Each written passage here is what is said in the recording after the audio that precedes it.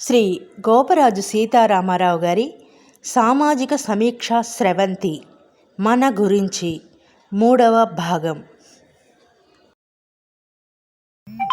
ఇప్పుడు మనం స్వేచ్ఛ గురించి మాట్లాడుకుంటున్నాం. పూర్వం మేధావులు పురుషులకు నియంత్రణాత్మక స్వేచ్ఛను, స్త్రీలకు సంరక్షణాత్మక స్వేచ్ఛను నిర్దేశిస్తూ అనేక నీతి నియమాలు, కట్టుబాట్లు, ఆచార వ్యవహారాలు, శాస్త్ర సాంప్రదాయాలు రూపొందించారు. ఇది మన సంస్కృతి, ఇది మన నాగరికత అన్నారు. అయితే ఈ సందర్భంగా మనకి కొన్ని సందేహాలు వస్తాయి. సృష్టిపరంగా మానవజాతికి సంక్రమించిన స్వేచ్ఛను నియంత్రించే హక్కు పూర్వమేధావులకి ఎవరిచ్చారు?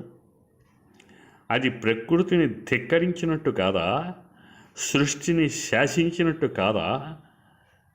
నిజమే. కానీ విశేషమైన విచక్షణా జ్ఞానంతో మానవజాతి శ్రేయస్సు కోరి యథేచ్ఛను నియంత్రించారు. వారు అలా స్వేచ్ఛను నియంత్రిస్తూ కట్టుబాట్లు చేసి ఉండకపోతే ఈవేళ ఈ సమాజం ఎలా ఉండేదో ఊహించుకుందాం. ఉదాహరణకి ఈ మధ్య పత్రికల్లో, టీవీల్లో వచ్చిన సంఘటనలు కొన్ని చెబుతా. ఓ 5 ఏళ్ల బాలికను 60 ఏళ్ల వృద్ధుడు అత్యాచారం చేసి చంపేశాడట.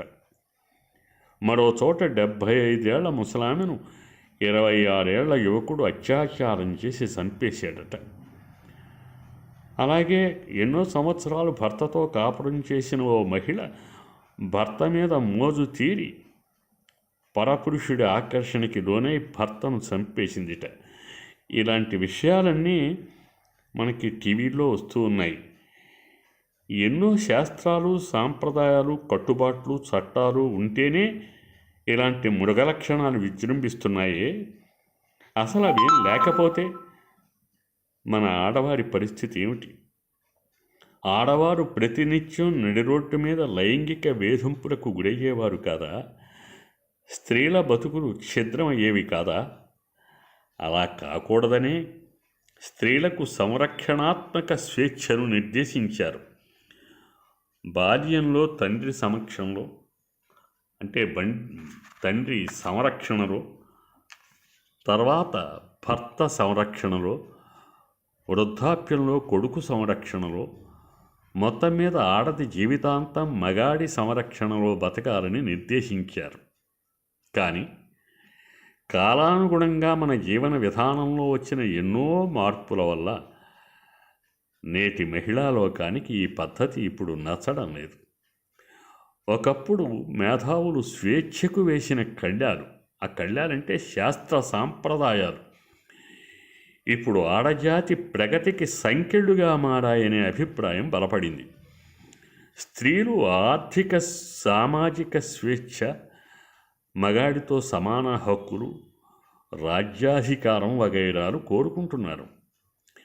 ఇది కాలానుగుణంగా మహిళల ఆలోచనా విధానంలో వచ్చిన సహజమైన మార్పు. సకల జీవరాశులు స్వేచ్ఛను కోరుకుంటాయి. స్వేచ్ఛగా జీవించటమే ప్రాణుల జీవన విధానం అని చెప్పుకున్నాం కదా. మరించేత స్వేచ్ఛను హరించే కట్టుబాట్లు ఎంత గొప్పవైనా అవి కాలప్రవాహంలో కొట్టుకుపోవడం సహజమే. ఇది ఇలా కీలకమైన విషయం. ఇక్కడ పెద్ద గందరగోళం ఉన్నది. మొత్తం మహిళా జాతి అందరూ స్వేచ్ఛను కోరుకుంటున్నారా? విద్య, ఉద్యోగం, ఆర్థిక వెసులుబాటు గల కొద్దిమంది మహిళలే స్వేచ్ఛను కోరుకుంటున్నారు. అలాంటి వారు కూడా అనేక కట్టుబాట్లతో కూడిన సనాతన సాంప్రదాయ వివాహం చేసుకుంటున్నారు. అందుకు తగిన కారణాలున్నవి. తరతరాలుగా కట్టుబాట్లతో కూడిన వివాహిత మహిళకు ఈ సమాజంలో ఓ విలువ, గౌరవం, మర్యాద ఉన్నవి. స్వేచ్ఛను కోరుకునే మహిళలు ఆ సామాజిక గౌరవాన్ని వదులుకోవడానికి సిద్ధంగా లేరు. మరో కారణం, అధిక శాతం మహిళలు విద్య, ఉద్యోగం, ఆర్థిక వెసులుబాటు లేనివారే. వారు కూడా స్వేచ్ఛ కోరుకుంటున్నా కట్టుబాట్లతో కూడిన వివాహ వ్యవస్థను ఆశ్రయించక తప్పని పరిస్థితులున్నవి. మరో కోణం ఏమిటంటే ఆర్థిక స్వేచ్ఛ ఉండి కూడా సనాతన సాంప్రదాయ వివాహానికి ఇష్టపడి కట్టుబడ్డ మహిళలు కోట్లలో ఉన్నారు. ఎవరికి తోచిన విధానంలో వారు, అనగా సనాతన సాంప్రదాయ జీవన విధానం నచ్చిన వారు పెళ్ళిళ్ళు చేసుకుని, ఆధునిక జీవన విధానం నచ్చిన వారు పెళ్ళిళ్ళు చేసుకోకుండా జీవిస్తే సమస్య లేదు.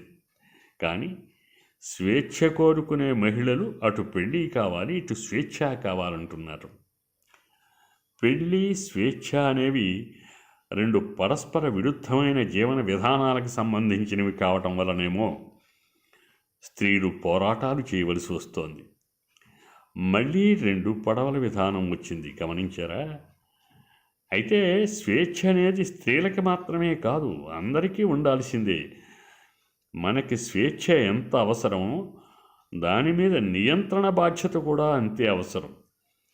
స్వేచ్ఛ పేరుతో యథేచ్ఛకి అలవాటు పడితే మళ్ళీ మనం అనాగరికులుగా మారిపోయినట్టే లెక్క.